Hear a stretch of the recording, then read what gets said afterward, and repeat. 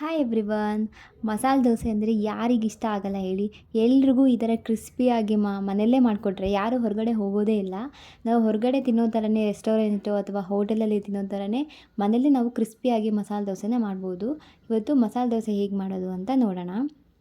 First ನಾವು ನಾಳೆ ಬೆಳಿಗ್ಗೆ ಟಿಫನ್ಗೆ ದೋಸೆ ಮಾಡ್ತಿದ್ದೀವಿ ಅಂದರೆ ನಾವು ಇವತ್ತು ಮಧ್ಯಾಹ್ನನೇ ಅಕ್ಕಿ ಮತ್ತು ಉದ್ದಿನಬೇಳೆ ನೆನೆಸಿಡ್ಬೇಕಾಗತ್ತೆ. ಫಸ್ಟು ನಾನಿಲ್ಲಿ ಒಂದು ಬೌಲ್ ತೊಗೊಂಡಿದ್ದೀನಿ. ಅದಕ್ಕೆ 1 ಗ್ಲಾಸ್ ಅಕ್ಕಿ ತೊಗೋತಿದ್ದೀನಿ. ರೇಷನ್ ಅಕ್ಕಿ ಅಥವಾ ದೋಸೆ ಅಕ್ಕಿ ತೊಗೋಬೋದು. ರೇಷನ್ ಅಕ್ಕಿ ತೊಗೊಂಡ್ರೆ ಇನ್ನೂ ತುಂಬ ಟೇಸ್ಟಿಯಾಗಿರುತ್ತೆ. 1 ಗ್ಲಾಸ್ ರೇಷನ್ ಅಕ್ಕಿಗೆ ನಾನಿಲ್ಲಿ 1/4 ಗ್ಲಾಸಷ್ಟು ಉದ್ದಿನಬೇಳೆ ತೊಗೊಂಡಿದ್ದೀನಿ. ಸ್ವಲ್ಪ ಮೆಂತ್ಯ ಕಾಳು, ಈ ಮೂರನ್ನು ಹಾಕ್ಕೊಂಡು ಚೆನ್ನಾಗಿ ವಾಶ್ ಮಾಡ್ಕೊಳ್ಳೋಣ. ಒಂದು 3-4 ಸರಿ ಆದರೂ ವಾಶ್ ಮಾಡ್ಕೋಬೇಕು. ನಾನಿಲ್ಲಿ ತೊಳೆದಿಟ್ಕೊಂಡಿದ್ದೀನಿ. ನಂತರ ಇದಕ್ಕೆ ಅದ್ರ ಮುಳುಗುವಷ್ಟು ನೀರು ಹಾಕ್ಬಿಟ್ಟು ನೆನೆಸಿಡೋಣ. ಇದು ಮಧ್ಯಾಹ್ನ ನೆನೆಸಿಟ್ಟು ನಾನು ನೈಟ್ ರುಬ್ಕೋಬೇಕು. ನೈಟ್ ರುಬ್ಕೊಂಡ್ರೆ ರಾತ್ರಿ ಎಲ್ಲ ಅದು ಹುಳಿ ಬರುತ್ತೆ ಚೆನ್ನಾಗಿ. ಬೆಳಗ್ಗೆ ನಾವು ದೋಸೆನ ಮಾಡ್ಕೋಬೋದು. ನೋಡಿ, ಈ ಥರ ನೆನೆಸಿಟ್ಟಿದ್ದೀನಿ ನಾನು ಮಧ್ಯಾಹ್ನ. ಇವಾಗ ರಾತ್ರಿ ಆಗಿದೆ, ಸೊ ರುಬ್ಬಿ ಇಟ್ಕೊಳ್ಳೋಣ. ನೋಡಿ, ಎಲ್ಲ ಚೆನ್ನಾಗಿ ನೆಂದಿದೆ. ದಪ್ಪ ಅವಲಕ್ಕಿ ಬರುತ್ತಲ್ವಾ, ಮೀಡಿಯಮ್ ಅಲ್ಲ ತೆಳ್ಳನೂ ಅಲ್ವಾ, ತುಂಬ ದಪ್ಪ ಅವಲಕ್ಕಿ ಬರುತ್ತೆ. ಆ ಅವಲಕ್ಕಿನ ಒಂದು ಸ್ವಲ್ಪ ನೀರು ಹಾಕ್ಬಿಟ್ಟು ಒಂದು 5 ಮಿನಿಟ್ಸ್ ನೆನೆಸಿಟ್ಟಿದ್ದೀನಿ. ಚೆನ್ನಾಗಿ ಅವಲಕ್ಕಿನೂ ನೆಂದಿದೆ. ಇವಾಗ ನಾನಿಲ್ಲಿ ಮಿಕ್ಸಿ ಜಾರ್ಗೆ ನೆನೆಸಿರೋ ಅಕ್ಕಿ ಮತ್ತು ಉದ್ದಿನಬೇಳೆನ ಹಾಕ್ಕೋತಾ ಇದ್ದೀನಿ. ನಾನಿಲ್ಲಿ ದೊಡ್ಡ ಮಿಕ್ಸಿ ಜಾರ್ ತೊಗೊಂಡಿಲ್ಲ. ನೀವು ಬೇಕಾದರೆ ದೊಡ್ಡ ಮಿಕ್ಸಿ ಜಾರ್ ತೊಗೊಂಡ್ರೆ ಒಂದು ಸರಿನೇ ರುಬ್ಕೊಂಡ್ಬಿಡ್ಬೋದು. ನಾನು ಸಣ್ಣ ಮಿಕ್ಸಿ ಜಾರ್ ತೊಗೊಳೋದ್ರಿಂದ ಅರ್ಧ ನೆನೆಸಿದ ಅಕ್ಕಿ ಮತ್ತು ಅರ್ಧ ಅವಲಕ್ಕಿನ ಹಾಕ್ಕೊಂಡು ಸ್ವಲ್ಪ ನೀರು ಹಾಕ್ಕೊಂಡು ರುಬ್ಕೋತಾ ಇದ್ದೀನಿ. ನೋಡಿ, ಈ ಥರ ನೈಸಾಗಿ ರುಬ್ಕೋಬೇಕು. ತುಂಬ ದಪ್ಪನೂ ಅಲ್ಲ, ತುಂಬ ನೈಸೂ ಅಲ್ಲ, ಮೀಡಿಯಮ್ ಹದದಲ್ಲಿ ನೀವು ರುಬ್ಕೋಬೇಕು. ಜಾಸ್ತಿ ನೀರನ್ನು ಹಾಕೋಬೇಡಿ, ತುಂಬ ನೀರಾಗೂ ರುಬ್ಕೋಬಾರ್ದು, ಮೀಡಿಯಮ್ ಹದದಲ್ಲೇ ರುಬ್ಕೋಬೇಕು. ಇವಾಗ ನಾನು ಮಿಕ್ಕಿದ್ದು ನೆನೆಸಿದ ಅಕ್ಕಿ ಮತ್ತು ಮಿಕ್ಕಿದ್ದು ಅವಲಕ್ಕಿನ ಹಾಕೋತಾ ಇದ್ದೀನಿ. ಒಂದು ಸ್ವಲ್ಪ ನೀರು ಹಾಕ್ಕೊಂಡು ಅದನ್ನು ನೈಸಾಗಿ ರುಬ್ಕೊಳ್ಳೋಣ ಚೆನ್ನಾಗಿ. ನೋಡಿ, ರುಬ್ಕೊಂಡಿದ್ದೀನಿ. ಇದನ್ನು ಹಾಕೋತಾ ಇದ್ದೀನಿ. ಆಮೇಲೆ ಅದಕ್ಕೆ ರುಚಿಗೆ ತಕ್ಕಷ್ಟು ಉಪ್ಪನ್ನ ರಾತ್ರಿನೇ ರುಬ್ಬಿದ ತಕ್ಷಣ ಉಪ್ಪು ಹಾಕ್ಬಿಟ್ಟು ಕಲಸಿ ಇಟ್ಬಿಡಬೇಕು. ನೋಡಿ, ಚೆನ್ನಾಗಿ ಕಲಸಿ ಒಂದು ಪ್ಲೇಟ್ ಮುಚ್ಚಿ ಇಟ್ಬಿಡೋದು. ಇವಾಗ ನೆಕ್ಸ್ಟ್ ಡೇ ನಾನು ಬೆಳಗ್ಗೆಗೆ ಫಸ್ಟು ಚಟ್ನಿ ಮಾಡ್ಕೊಳ್ಳೋಣ ಅಂತ ರೆಡಿ ಮಾಡ್ಕೊತಿದ್ದೀನಿ. ಫಸ್ಟು ಒಂದು ಬಾಣಲಿಗೆ ಒಂದು ಸ್ವಲ್ಪ ಎಣ್ಣೆ ಹಾಕ್ಕೊಂಡು ಇಲ್ಲಿ ಒಂದು 5-6 ಮೆಣಸಿನ್ಕಾಯಿ, ನಿಮಗೆ ಖಾರ ಎಷ್ಟು ಬೇಕೋ ಅಷ್ಟು ಮೆಣಸಿನ್ಕಾಯಿ ತೊಗೋಬೋದು. ನಾನು ಇಲ್ಲಿ ಹಸಿಮೆಣಸಿನ್ಕಾಯಿ ತೊಗೊಂಡಿದ್ದೀನಿ. ಸ್ವಲ್ಪ ಎಣ್ಣೆಯಲ್ಲಿ ಫ್ರೈ ಮಾಡ್ಕೊಳ್ಳೋಣ. ನಾವು ಚಟ್ನಿಗೆ ಹಸಿದೇ ಮೆಣಸಿನ್ಕಾಯಿ ಹಾಕೊಳೋದಕ್ಕಿಂತ ನಾವು ಈ ಥರ ಹುರಿದು ಹಾಕೊಳ್ಳೋದ್ರಿಂದ ತುಂಬ ಟೇಸ್ಟಿಯಾಗೂ ಇರುತ್ತೆ. ಆ್ಯಂಡ್ ಹಸಿ ಹಾಕ್ಕೊಂಡ್ರೆ ಗ್ಯಾಸ್ಟ್ರಿಕ್ ಪ್ರಾಬ್ಲಮ್ಮು ಆಗ್ಬೋದು ಬೆಳಗ್ಗೆ ತಿನ್ನೋಕ್ಕೆ. ಸೊ ಈ ಥರ ಹುರಿದು ಹಾಕೊಳ್ಳೋದ್ರಿಂದ ಟೇಸ್ಟೂ ಆಗುತ್ತೆ, ಗ್ಯಾಸ್ಟ್ರಿಕ್ಕೂ ಆಗೋಲ್ಲ. ನೋಡಿ, ಈ ಥರ ಚೆನ್ನಾಗಿ ಫ್ರೈ ಮಾಡ್ಕೊಂಡಾದ್ಮೇಲೆ ಒಂದು ಸ್ವಲ್ಪ ಪುದೀನ ಸೊಪ್ಪು ಹಾಕೋತಾ ಇದ್ದೀನಿ. ಗ್ಯಾಸ್ ಆಫ್ ಮಾಡಿಬಿಡ್ಬೇಕು. ಇದು ಫ್ರೈ ಮಾಡ್ಕೊಂಡ್ಮೇಲೆ ಗ್ಯಾಸ್ ಆಫ್ ಮಾಡಿಬಿಟ್ಟು ಲಾಸ್ಟಲ್ಲಿ ಪುದೀನ ಸೊಪ್ಪು ಹಾಕಿ ಒಂದು ಸ್ವಲ್ಪ ಕೈ ಆಡಿಸ್ಬಿಟ್ರೆ ಆಯಿತು. ಅದು ತಣ್ಣಗಾಗಲಿ ಇವಾಗ. ನಂತರ ನಾವಿಲ್ಲಿ ಫಸ್ಟು ಒಂದು ಮಿಕ್ಸಿ ಜಾರ್ಗೆ ಕಾಯಿ ಹಾಕೋತಿದ್ದೀನಿ. ನಾನು ಕಾಯಿನ ಇಲ್ಲಿ ತುರಿದಿಟ್ಕೊಂಡಿಲ್ಲ, ಸೊ ಕಟ್ ಮಾಡಿ ಇಟ್ಕೊಂಡಿದ್ದೀನಿ. ಅದಕ್ಕೆ ಒಂದು ಸ್ವಲ್ಪ ಎಲ್ಲ ಒಂದೇ ಸರಿ ಹಾಕೊಂಡ್ಬಿಟ್ರೆ ಅದು ನೈಸ್ ಆಗೋಲ್ಲ. ಅದಕ್ಕೆ ನಾನಿಲ್ಲಿ ಫಸ್ಟು ಕಾಯಿ ಅಷ್ಟೇ ರುಬ್ಕೋತಾ ಇದ್ದೀನಿ. ನೋಡಿ, ಫಸ್ಟ್ ನಾನು ಕಾಯಿ ಅಷ್ಟೇ ರುಬ್ಕೊಂಡಿದ್ದೀನಿ, ನೈಸ್ ಆಗಿದೆ. ಇವಾಗ ಅದಕ್ಕೆ ನಾವು ಮೆಣಸಿನ್ಕಾಯಿನ ಮತ್ತು ಪುದೀನ ಸೊಪ್ಪನ್ನ ಫ್ರೈ ಮಾಡಿ ಇಟ್ಕೊಂಡಿರ್ತೀವಲ್ಲ, ಆ ಫ್ರೈ ಮಾಡಿ ಇಟ್ಕೊಂಡಿರೋ ಮೆಣಸಿನ್ಕಾಯಿ ಪುದೀನ ಸೊಪ್ಪು ಹಾಕೋತಾ ಇದ್ದೀನಿ.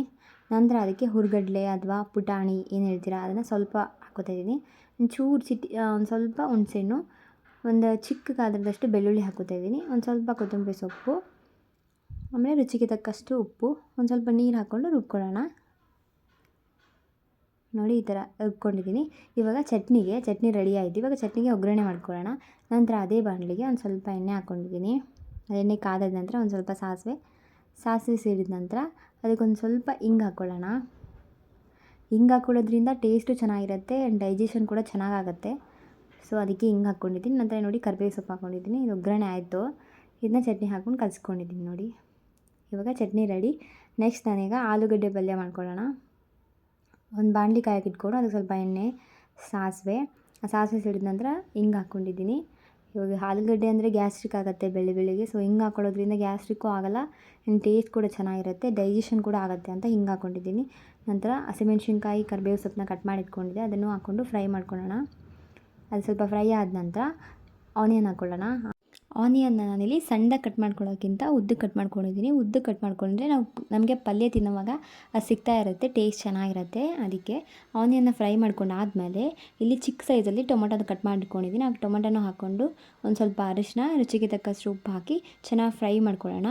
ನಂತರ ನಾನಿಲ್ಲಿ ಅದು ಫ್ರೈ ಆಗೋವರೆಗೂ ಆಲೂಗಡ್ಡೆನ ಸ್ಮ್ಯಾಶ್ ಮಾಡ್ಕೋಬೇಕು. ನಾನು ಆಲೂಗಡ್ಡೆನ ಮುಂಚೆನೇ ಕುಕ್ಕರ್ಗೆ ಹಾಕಿ ಒಂದು ಸ್ವಲ್ಪ ಉಪ್ಪು ಹಾಕ್ಕೊಂಡು ಒಂದು 6 ವಿಸಿಲ್ ಕೂಗಿಸ್ಕೊಂಡಿದ್ದೆ. 6 ವಿಸಿಲ್ ಕೂಗಿಸ್ಕೊಂಡು ಆ ಸಿಪ್ಪೆ ತೆಗೆದು ಸ್ಮ್ಯಾಶ್ ಮಾಡಿ ಇಟ್ಕೊಂಡ್ರೆ ಆಲೂಗಡ್ಡೆ, ಸ್ವಲ್ಪ ಕೊತ್ತಂಬರಿ ಸೊಪ್ಪು ಹಾಕ್ಕೊಂಡು ಚೆನ್ನಾಗಿ ಫ್ರೈ ಮಾಡಿಕೊಂಡ್ರೆ ಪಲ್ಯ ರೆಡಿ ಆಯಿತು. ನಂತರ ಈಗ ನೋಡಿ ದೋಸೆ ಹಿಟ್ಟು ಉಳಿ ಬಂದಿದೆ, ಚೆನ್ನಾಗಿ ಉಳಿ ಬಂದಿದೆ. ನಾವು ಸೋಡಾ ಎಲ್ಲ ಏನೂ ಹಾಕಿಲ್ಲ ಇದಕ್ಕೆ, ಆದರೂ ದೋಸೆ ಕ್ರಿಸ್ಪಿಯಾಗಿ ಟೇಸ್ಟಿಯಾಗಿ ಚೆನ್ನಾಗಾಗತ್ತೆ. ನಂತರ ಈಗ ತವನ ಕಾಯಕ್ಕಿಟ್ಕೊಳ್ಳೋಣ. ತವ ಕಾದಾದ ನಂತರ ದೋಸೆ ಹಾಕೋಣ. ನೋಡಿ ಇದೇ ಹದದಲ್ಲಿ ಇರಬೇಕು ಹಿಟ್ಟು, ತುಂಬ ನೀರಾಗಬಾರ್ದು, ತುಂಬ ಗಟ್ಟಿಯಾಗಿರಬಾರ್ದು, ಮೀಡಿಯಮ್ ಹದದಲ್ಲಿ ಇರಬೇಕು ನೋಡಿ. ಆ್ಯಂಡ್ ಫ್ಲೇಮ್ ಕೂಡ ನಾವು ಮೀಡಿಯಮ್ ಫ್ಲೇಮಲ್ಲೇ ಇಟ್ಕೋಬೇಕು. ಮೀಡಿಯಮ್ ಫ್ಲೇಮಲ್ಲಿ ಇಟ್ಕೊಂಡಾಗ ನಮಗೆ ದೋಸೆ ಕ್ರಿಸ್ಪಿಯಾಗೂ ಬರುತ್ತೆ, ಚೆನ್ನಾಗಿ ಬೇಯುತ್ತೆ. ಸೊ ಮೀಡಿಯಮ್ ಫ್ಲೇಮಲ್ಲೇ ಇಟ್ಕೊಂಡು ದೋಸೆನ ಬೇಯಿಸ್ಕೋಬೇಕು. ನೋಡಿ ನಾವು ದೋಸೆ ಹಾಕಿದ್ಮೇಲೆ ನಂತರ ಒಂದು ಸ್ವಲ್ಪ ಆದಮೇಲೆ ಹಿಟ್ಟೆಲ್ಲ ಇದಾದಮೇಲೆ ಅದಕ್ಕೆ ನಾವು ಮೇಲೆ ಆಯಿಲ್ ಹಾಕ್ಕೊಳ್ಳೋಣ. ನಾವು ಆಯಿಲ್ ಆದರೂ ಹಾಕ್ಕೋಬೋದು, ತುಪ್ಪ ಆದರೂ ಹಾಕ್ಬೋದು. ತುಪ್ಪ ಹಾಕ್ಕೊಂಡ್ರೆ ನಿಮ್ಗೆ ಹೊರಗಡೆ ಸೇಮ್ ಮಸಾಲೆ ದೋಸೆ ಹೇಗೆ ಸಿಗುತ್ತೆ ಅದೇ ಟೇಸ್ಟೇ ಸಿಗುತ್ತೆ ನಿಮ್ಗೆ. ತುಪ್ಪ ಹಾಕ್ಕೊಂಡ್ರೆ ಕ್ರಿಸ್ಪಿಯಾಗೂ ಬರುತ್ತೆ. ಆಯಿಲ್ ಹಾಕ್ಕೊಂಡ್ಮೇಲೆ ನಾನು ಇಲ್ಲಿ ಪುಡಿ ಉದುರಿಸ್ಕೊತಾ ಇದ್ದೀನಿ. ಹುರ್ಗಡ್ಲೆ ಪುಡಿ ಅಥವಾ ನಮಗೆ ಚಟ್ನಿ ಪುಡಿಗಳು, ಶೇಂಗಾ ಪುಡಿಗಳು ಅಂತೆಲ್ಲ ಸಿಗುತ್ತಲ್ವ, ಹೊರಗಡೆನೂ ಸಿಗುತ್ತೆ, ದೋಸೆ ಪುಡಿ, ಇಡ್ಲಿ ಪುಡಿ ಅಂತ. ಈ ಪುಡಿನ ಮೇಲೆ ಉದುರಿಸ್ಕೊಂಡಿದ್ದೀನಿ ನೋಡಿ. ಅದು ಚೆನ್ನಾಗಿ ಬ್ರೌನ್ ಆಗಬೇಕು. ಇಲ್ಲಿ ನೋಡಿ ಕೆಳಗಡೆ ಬ್ರೌನ್ ಆಗ್ತಾ ಇದೆ. ಆ ಥರ ಚೆನ್ನಾಗಿ ಅದನ್ನು ಬೇಯಿಸ್ಕೋಬೇಕು ನಾವು. ಫುಲ್ ಬ್ರೌನ್ ಕಲರ್ ಆಗಬೇಕು. ನಾವು ಇವಾಗ ಈ ಥರ ಬೇಯಿಸ್ಕೊಂಡ್ರೆ ನಾವು ತಿರುಗಿಸಿ ಅದನ್ನ ಮಡ್ಚಿ ಹಾಕಿ ಬೇಯಿಸೋದೇನು ಬೇಕಾಗಲ್ಲ. ಒಂದು ಸೈಡ್ ಬೇಯಿಸ್ಕೊಂಡ್ರೆ ಸಾಕು. ನೋಡಿ ರೆಡಿ ಆಯ್ತು ಇವಾಗ. ಎಷ್ಟು ಈಸಿಯಾಗಿ ಬಂತು, ತುಂಬ ಕ್ರಿಸ್ಪಿಯಾಗಿರುತ್ತೆ, ತುಂಬ ಟೇಸ್ಟಿಯಾಗಿರುತ್ತೆ. ಈ ಥರ ದೋಸೆ ನೀವು ಮನೇಲಿ ಮಾಡಿದರೆ ಎಲ್ಲೂ ಹೊರಗಡೆ ತಿನ್ನೋಕೆ ಹೋಗೋದೇ ಇಲ್ಲ, ಅಷ್ಟು ಟೇಸ್ಟಿಯಾಗಿರುತ್ತೆ. ನೀವು ಒಂದು ಸೈಡ್ ಟ್ರೈ ಮಾಡಿ ಹೇಗಿತ್ತು ಅಂತ ಕಮೆಂಟ್ ಬಾಕ್ಸಲ್ಲಿ ತಿಳಿಸಿ. ಈ ವಿಡಿಯೋ ಇಷ್ಟ ಆಗಿದ್ದಲ್ಲಿ ಲೈಕ್ ಮಾಡಿ, ಶೇರ್ ಮಾಡಿ, ಸಬ್ಸ್ಕ್ರೈಬ್ ಮಾಡಿ. Thank you for watching.